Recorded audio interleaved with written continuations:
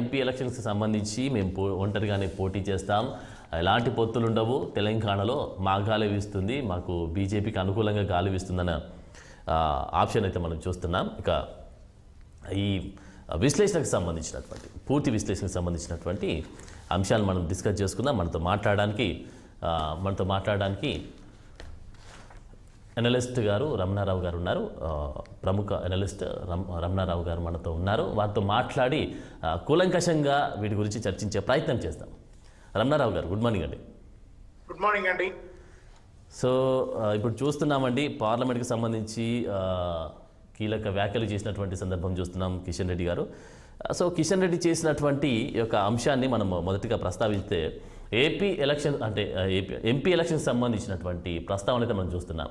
So బీజేపీకి అనుకూలమైనటువంటి వాతావరణం ఉంది అని కూడా తరుణ్ చుక్ వ్యాఖ్యానించినటువంటి అంశం చూస్తున్నాం. దాంతోపాటు జనసేనతో పొత్తు ఉండదు అని కూడా కిషన్ రెడ్డి పరోక్షంగా చెప్పినటువంటి పరిస్థితి ఇక్కడ మనకు కనిపిస్తుంది. సో మరి పొత్తు లేకుండా ఒంటరిగా ఇప్పుడున్నటువంటి ఎమ్మెల్యే ఎలక్షన్స్కి సంబంధించి మనం చూస్తున్నాం, సీట్లు కూడా చాలా వరకు తగ్గాయి. సో గాలి వీయలేదు అని కూడా చాలా వరకు సెటిల్ కూడా పడ్డాయి. సో మరి ఈ నేపథ్యంలో ఒంటరిగా పోటీ చేస్తుంది అనేటువంటి సందర్భంలో మరి ఒంటరిగా పోటీ చేస్తే అనుకూలమైనటువంటి వాతావరణం ఉండే అవకాశం ఉందంటారా? కిషన్ రెడ్డి గారి వ్యాఖ్యలని పూర్తిగా కొట్టిపారేయలేమండి. ఎందుకంటే 2018లో కూడా అసెంబ్లీ ఎన్నికలలో 6% మించి లేరు. కానీ 2019 సార్వత్రిక ఎన్నికల నాటికి, అంటే సుమారు 4 నెలల గ్యాప్లో జరిగిన ఎన్నికల నాటికే 20% వరకు వాళ్ళు వారి ఓటింగ్ శాతాన్ని పెంచుకోగలిగారు. అట్లాగే 4 మెంబర్ ఆఫ్ పార్లమెంట్స్గా కూడా ఎన్నికయ్యారు. వారి పాయింట్ ఆఫ్ వ్యూ ఏమిటంటే, రాష్ట్ర ఎన్నికలప్పుడు ఎజెండా వేరు, సార్వత్రిక ఎన్నికలు దేశానికి జరిగేటప్పుడు, పార్లమెంట్ ఎన్నికలప్పుడు ఎజెండా వేరు. అప్పుడు మోడీని చూస్తారు, దేశ సమస్యలే ప్రజలు పట్టించుకుంటారు, దాని ఆధారంగా ఓట్ చేస్తారు, కాబట్టి మాకు అనుకూలంగా ఉంటుంది అనేది ఆయన అభిప్రాయం. ఒకటి. రెండో అభిప్రాయం ఏమిటంటే, బహుశా మధ్యప్రదేశ్, రాజస్థాన్, ఛత్తీస్గఢ్ ఎన్నికలలో బీజేపీ మళ్ళీ తిరిగి అధికారాన్ని తెచ్చుకోగలిగింది. అంటే నిజానికి మధ్యప్రదేశ్లో తిరిగి అధికారానికి వచ్చింది, ఛత్తీస్గఢ్, రాజస్థాన్ రెండింటినీ కైవసం చేసుకుంది అసెంబ్లీ ఎన్నికల సమయంలో. అది గొప్ప విశేషమే, వాళ్ళకి నిజంగా ప్లస్ పాయింటే. ఇకపోతే అందువల్ల బహుశా ఒక జనరల్ ఎన్విరాన్మెంట్ మాకు అనుకూలంగా ఉంటుంది అని ఆయన ఆశాభావం వ్యక్తం చేస్తున్నారు. అందులో తప్పేం లేదు, ఒక నాయకుడిగా ఆయన అలా వ్యక్తపరచాల్సిందే కూడా. కానీ అది గెలిచేంత స్థాయిలో ఉంటుందా, ఎంత స్థాయిలో ఉంటుంది అని అంటే, ఇప్పుడు మొన్న అసెంబ్లీ ఎన్నికల్లో వారికి వచ్చిన ఓటింగ్ శాతం చూసుకుంటే కూడా 14% వరకు వచ్చింది. అది ప్రధానంగా మనకి ఆదిలాబాద్, నిజామాబాద్ ఏరియాలలో వాళ్ళు కొంత గెలవగలిగారు బాగానే. మరి అట్లాగే హైదరాబాద్ కొన్ని ప్రాంతాలలో టఫ్ ఫైట్ వరకు వచ్చిన పరిస్థితి ఉంది. కాబట్టి వీటిని దృష్టిలో పెట్టుకుని ఆయన బహుశా కొన్ని మళ్ళీ తిరిగి 4 కాదు ఇంకొంచెం ఎక్కువ వస్తాయి మాకు ఈసారి అనే ఆశాభావంతో ఉండవచ్చు. కానీ నెగటివ్ సిగ్నల్స్ కూడా ఉన్నాయి, అది మనం గుర్తుపెట్టుకోవాలి. భారతీయ జనతా పార్టీ నాయకులు రఘునందన్ రావు గారు ఓడిపోయారు. అట్లాగే అసలు ఎన్నికల క్యాంపెయిన్కి నాయకత్వం వహించినటువంటి మన రాజేంద్ర గారు ఓడిపోయారు, ధర్మపురి అరవింద్ గారు ఓడిపోయారు, ఆయన నియోజకవర్గ పరిధిలో ఉన్నటువంటి చోట పోటీ చేసి ఆయన ఓడిపోయారు. మరి రఘునందన్ రావు గారు ఓడిపోయారు. బట్ ఫర్ రాజాసింగ్ గారిని మినహాయిస్తే నాయకులందరూ ఓడిపోయారు. ఎంతో కొంత అంత పేరు లేని వాళ్ళు, ప్రధానంగా అక్కడ ఆ ప్రాంతాలలో కొంత బలం ఉండి పోటీ చేసి గట్టి పోటీ ఇచ్చి వాళ్ళు గెలిచిన వాళ్ళు ఉన్నారు తప్ప స్థిరపడ్డ నాయకులందరూ ఫెయిల్ అయ్యారు. మళ్ళీ వీళ్ళందరూ రేపు ఎంపీలుగా పోటీ చేయాల్సిన పరిస్థితి ఉంది, పోటీ చేస్తారని అనుకుంటున్నాను నేను. కాబట్టి 13-14% నుంచి మళ్ళీ 20% దాకా పెరగాలి. ఆ పెరగడంతో పాటు వాళ్ళు మళ్ళీ 4-5 కనీసం పోయినసారికి తగ్గకుండా ఎంపీ స్థానాలు తెచ్చుకోవాలి అనేది ఒక మినిమం టార్గెట్ వాళ్ళకి. ఈ టార్గెట్ దాటుతారా లేదా అనేది నాకు సందేహాలు ఉన్నాయండి ఇప్పటికి కూడా. ఇకపోతే జనసేనతో పొత్తు అంటారా, జనసేనతో పొత్తు వల్ల వీళ్ళకి లాభించింది ఏమీ జరగలేదు. అసెంబ్లీలో అన్ని చోట్ల వాళ్ళు 2000, 3000, 1000, కొన్ని సందర్భాల్లో 100 కంటే తక్కువ ఇట్లా వచ్చిన పరిస్థితి ఉంది. బట్ ఫర్ కొకటపల్లిని మినహాయిస్తే మిగతా ఎక్కడా కూడా జనసేన పోటీలో నిలబడ్డ దాఖలాలు లేవు. పవన్ కళ్యాణ్ కూడా ఇష్టంగా క్యాంపెయిన్ చేసినట్టు అనిపించలేదు. ఎంతసేపటికి మోడీ గారిని బీసీని ప్రధానమంత్రి బీసీని రాష్ట్ర ముఖ్యమంత్రి చేస్తానన్నారు, అందుకే నేను వచ్చాను అని అంటూ తిరిగాడు తప్ప కనీసం తాను నిలిపినటువంటి 8 మందో 9 మందో అభ్యర్థుల దగ్గర కూడా ఆయన క్యాంపెయిన్ పూర్తిగా చేయలేదు. ఆయన పక్షాన ఓట్లు కూడా ఉన్నట్టు ప్రూవ్ కాలేదు. ఒకటపల్లి ఓటింగ్ కూడా జనసేన ఓటింగ్ అని చెప్పలేము. మళ్ళీ అందులో భారీగా బీజేపీ ఓటింగ్ ఉంటుంది, గ్యారంటీగా సెటిలర్స్ అని పిలువబడే వాళ్ళ ఓటింగ్ ఉంటుంది. జనరల్ గా హైదరాబాద్ అర్బన్ ఎలిట్ పీపుల్ కొంత సానుభూతి ఓటు వేసే అవకాశం ఉంది, యాంటీ ఎస్టాబ్లిష్మెంట్ ఓటు. అందువల్ల జనసేన ప్రభావం లేదు అని ప్రూవ్ అయింది కాబట్టి మళ్ళీ జనసేనతో పొత్తు పెట్టుకొని వారికి ఒకటో రెండో సీట్లు ఇచ్చి నష్టపోవటం కంటే పరిమితంగానైనా సరే వీరు కాన్సన్ట్రేట్ చేసుకోవడానికి వీలుగా కాన్సన్ట్రేట్ చేసుకొని పోటీ చేయడమే మంచిదని కిషన్ రెడ్డి అభిప్రాయపడి ఉంటారు. కానీ ఏది ఏమైనా ఒక 4 సీట్లకు మించి వాళ్ళు టార్గెట్ పెట్టుకోగలిగితే గొప్పే. ఆ పోయినసారి 4 వస్తే కూడా అసాధారణమని అనుకుంటున్నాను నేను. పోయినసారి 4 వస్తాయో లేవో కూడా చూడాలి ఇప్పుడు, ఎందుకంటే 13%తోనే ఉన్నారు ఇప్పుడు వాళ్ళు. పోయినసారి 4 వచ్చినాయి అంటే 20 దాకా ఎగబాకారు. ఆ పరిస్థితి ఉంటుందా? ఈ నాయకులు ఎమ్మెల్యేలుగా ఓడిపోయి ఎంపీలుగా గెలుస్తారా?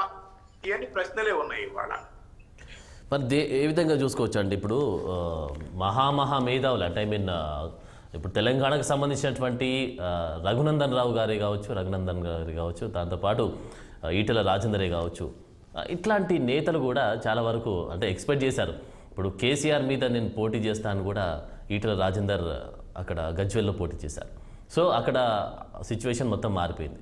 సో ఇట్లా 2 ప్లేస్లలో కూడా పోటీ చేసి కూడా 2 ప్లేస్లలో కూడా ఓడిపోయారు. దాంతోపాటు ఎంపీ అరవింద్ కూడా ఉన్నారు, మాజీ ఎంపీ అరవింద్. సో ఇట్లా ఈ ఎంపీకి సంబంధించినటువంటి తనే కావచ్చు, రఘునందన్ రావు గారు కావచ్చు, దాంతోపాటు ఈటెల రాజేందర్, ఇలా మంచి నేతలే ఓడిపోవడము మరి బీజేపీకి ఒక మైనస్ పాయింట్గా కూడా చెప్పుకోవచ్చు. మరి ఎంపీ ఎలక్షన్స్లో ఈ పాయింట్స్ ఏమన్నా మైనస్ అయ్యే అవకాశం ఉందంటారా?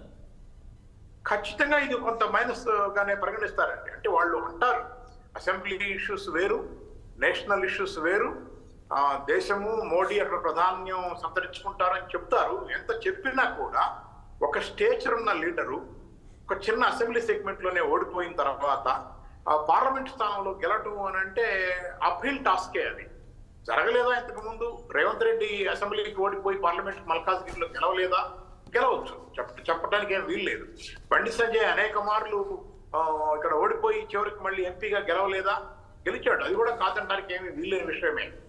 కానీ సమీప గతంలోనే ఓడిపోయి ఆ అవమాన భారంతో ఉండి ఇప్పుడు మళ్ళీ మెంబర్ ఆఫ్ పార్లమెంట్ గా పోటీ చేయాలి అని అంటే ఆ నైతిక స్థైర్యం తప్పనిసరిగా పొరబడుతుందండి. అంత నైతిక స్థైర్యం ఉండదు.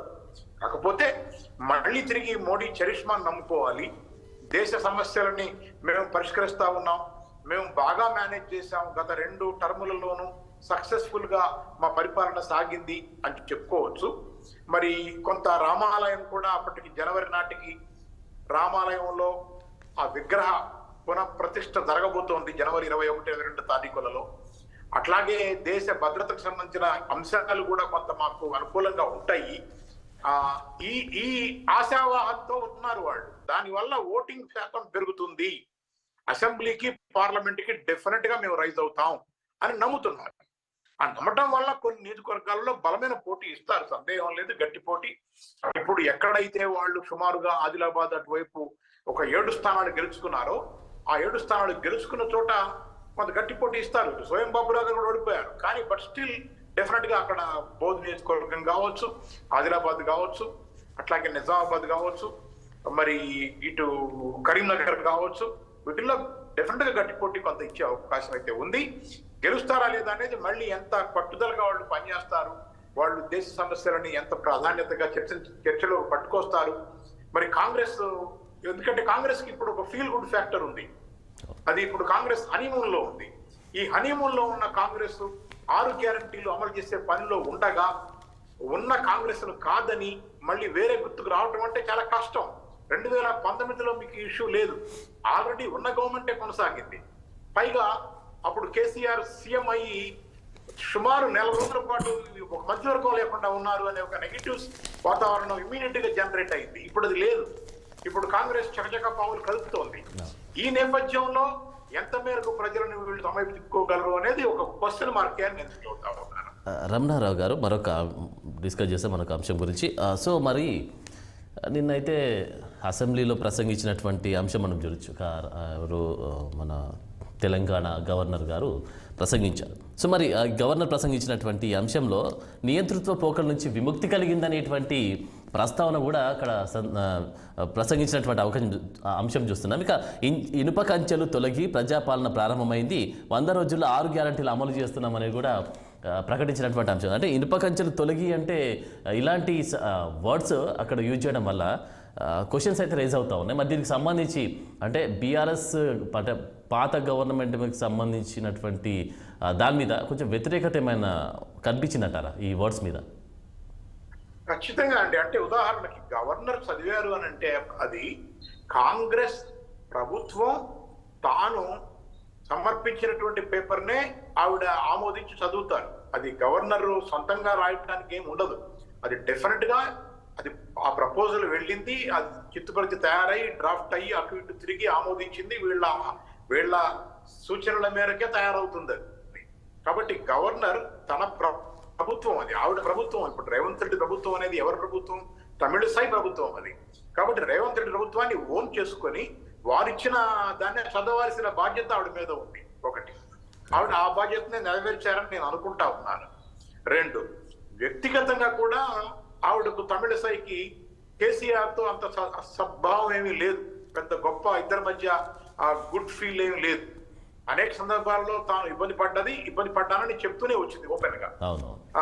మరి తననే కలవకపోవటం, తననే నిరాదరణకు గురి చేయటం, ఇవన్నీ ఉన్న నేపథ్యంలో ఈ కాంగ్రెస్ ప్రభుత్వం పంపించినటువంటి ఈ పత్రం ఏదైతే ఉందో గవర్నర్ ప్రసంగ పాఠం, ఆ ప్రసంగ పాఠం పట్ల ఆమెకేమీ అభ్యంతరం లేదు. ఆమె కూడా ఏకీభావంతోనే ఉన్నారు. భారతీయ జనతా పార్టీకి కూడా ఇందులో విభేదించాల్సిన అవసరం ఏమీ లేదు. ఎందుకంటే బీజేపీ తరపు నుంచి బీఆర్ఎస్ గవర్నమెంట్ కి అనుకూలంగా సూచనలు వ్యక్తపరచాల్సిన అవసరం ఆమెకేమీ లేదు. కాబట్టి కాంగ్రెస్ ప్రభుత్వం ఇప్పుడే గెలిచింది. వాళ్ళు ఆ ప్రజా దర్బార్ని నెలకొల్పారు, కంచెలు తొలగించారు, నియంతృత్వ పాలనగా గడీల పాలనగా సాగింది, అది పోయింది అని చెప్పడానికి తమిళసైకున్న అభ్యంతరం ఏమీ లేదు. ఆమెకు కూడా దాని పట్ల ఎంతో కొంత ఏకీభావము అంగీకారము ఉండే ఉంటుంది. అందువల్ల అది చదివి ఉంటారు. అది ఒకవేళ లేకపోయినా చదవాల్సి వస్తుంది, ఎందుకంటే అది ప్రసంగ పాఠం తయారు చేసింది కాంగ్రెస్ ప్రభుత్వం కాబట్టి. అది ఆవిడ బాధ్యత. ఆ పరిమిత అర్థంలో చూస్తాను. కాకపోతే ఏంటంటే ఆవిడకు కూడా అభ్యంతరం ఉండకుండా ఇదంతా వాస్తవమే అనిపించేట్టుగా ఉండటానికి ఆవిడకున్న గతం కూడా కొంత కారణం అవుతుంది. ఓకే అండి, ఓకే. ఇప్పుడు ఆ ప్లేస్లో ఎవరున్నా కూడా చదవాల్సిందే అంటారు సార్? ఆ ప్లేస్ లో ఎవరున్నా కూడా చదవాల్సిందే. ఎందుకంటే అది ఆవిడ సొంతంగా చేసుకోవడానికి ఆ హక్కు లేదు. తన ప్రభుత్వం తయారు చేసి ఇచ్చిన ప్రసంగ పాఠం అది. రేవంత్ రెడ్డి ప్రభుత్వం అని అంటే ఎవరి ప్రభుత్వం అంటే తమిళసై ప్రభుత్వం అది. ఓకే. ఇప్పుడు మరొక అంశం గురించి మనం డిస్కస్ చేద్దామండి. ఇప్పుడు మెయిన్గా మనం చూస్తున్నాం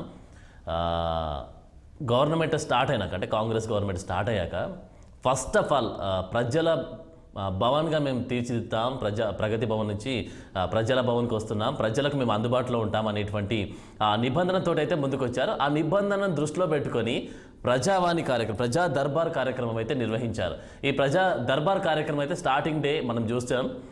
స్టార్టింగ్ నుంచి మార్నింగ్ నుంచి ఈవినింగ్ వరకు ఆర్జీలు స్వీకరించారు. తర్వాత రోజు కొంచెం కుదించారు, తర్వాత రోజు మరొక కొంచెం కుదించారు. సో ఇప్పుడు డిస్కస్ చేసినటువంటి, అంటే మనకు తెలిసినటువంటి అంశం ఏంటంటే మంగళవారం శుక్రవారం మాత్రమే ఆర్జీలను స్వీకరిస్తాం, అది కూడా 10 గంటల లోపు మాత్రమే స్వీకరించే అవకాశం ఉంది, 10 గంటల లోపు మాత్రం వచ్చిన వాళ్ళకు మాత్రమే అలౌడ్ ఉంది అని కూడా మనము వింటా ఉన్నాం. సో మరి దీన్ని ప్రజలు అంటే పాజిటివ్గా స్వీకరించే అవకాశం ఉందా? ఎందుకంటే ప్రభుత్వం అని చెప్పినటువంటి ఇది నిబంధనలు అయితే విధిస్తూ ఉంది.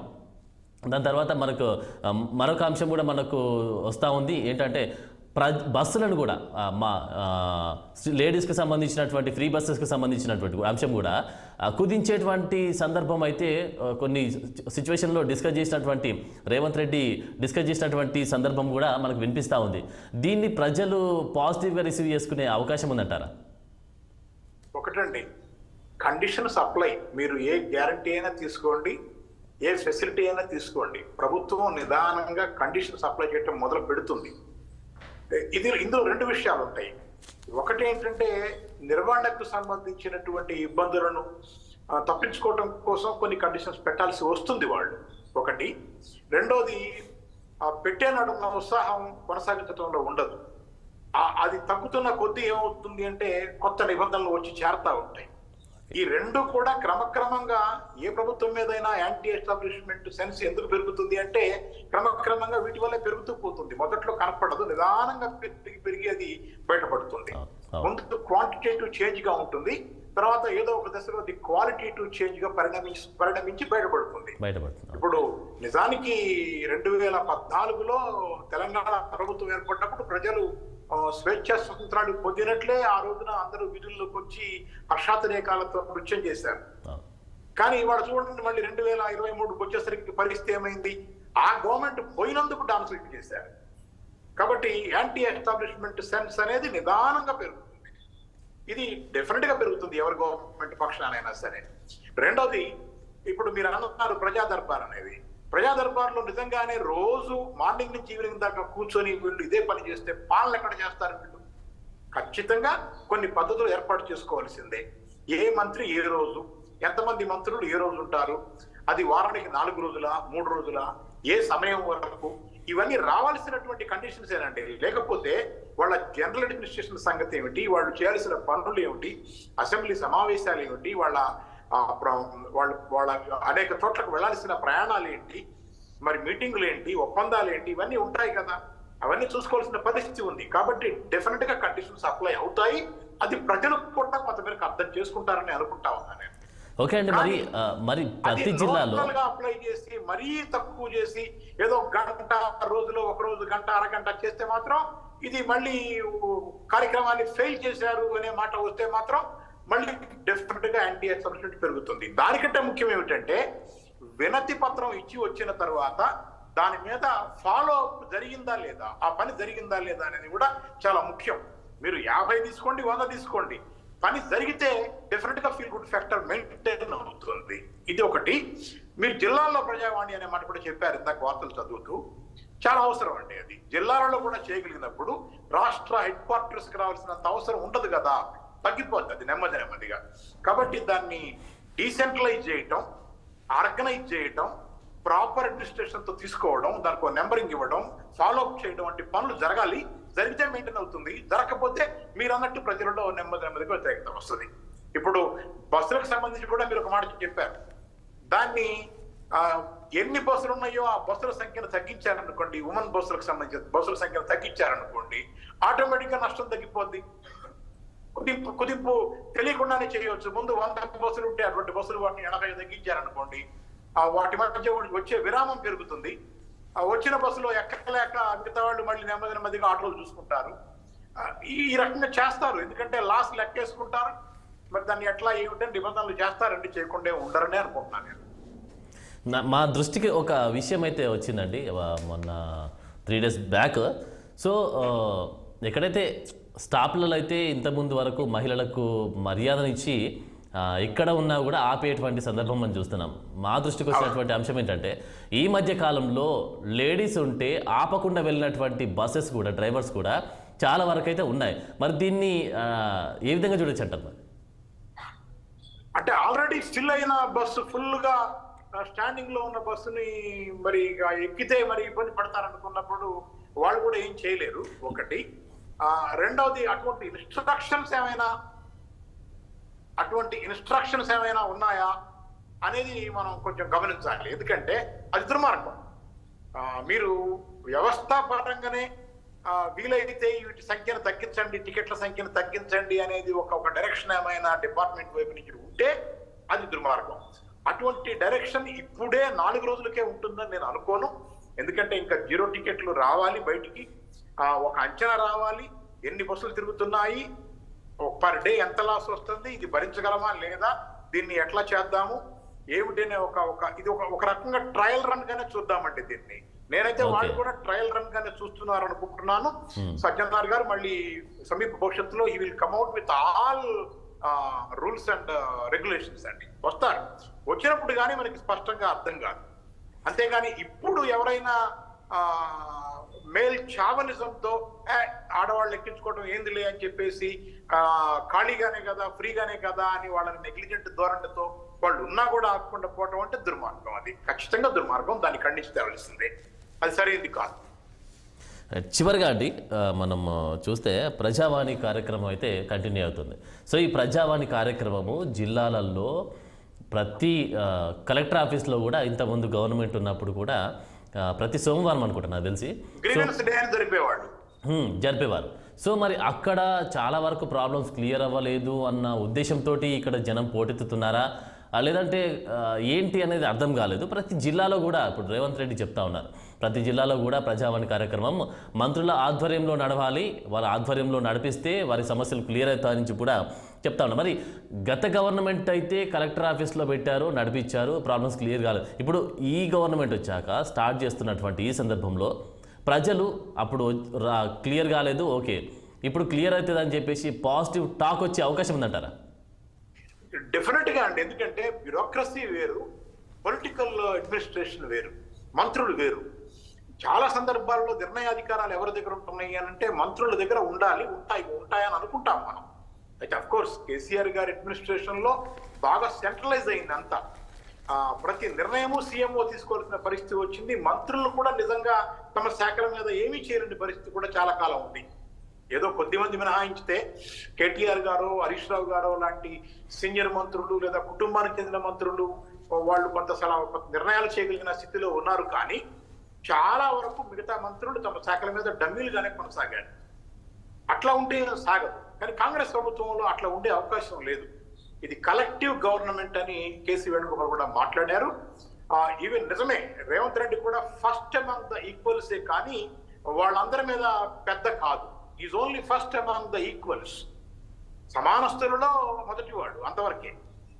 దాని మీద డెఫినెట్ గా ఉత్తమ్ కుమార్ రెడ్డో, భట్టి విక్రమార్కో, లేకపోతే పొంగులేటి శ్రీనివాసరెడ్డో తమ స్థాయిలోనే నిర్ణయాలు తీసుకోగలిగే చొరవ చూపించే అవకాశాలు చాలా ఎక్కువ ఉన్నాయి. అందువల్ల మంత్రులు జిల్లా ప్రజావాణిలో కూర్చుంటే త్వరగా నిర్ణయాలు జరిగే అవకాశాలు పెరుగుతాయి. కలెక్టర్లు ఏముందండి, టెక్నికల్ విషయాలను సరి చేయగలరు, కానీ విధానపరమైన నిర్ణయాలను వాళ్ళు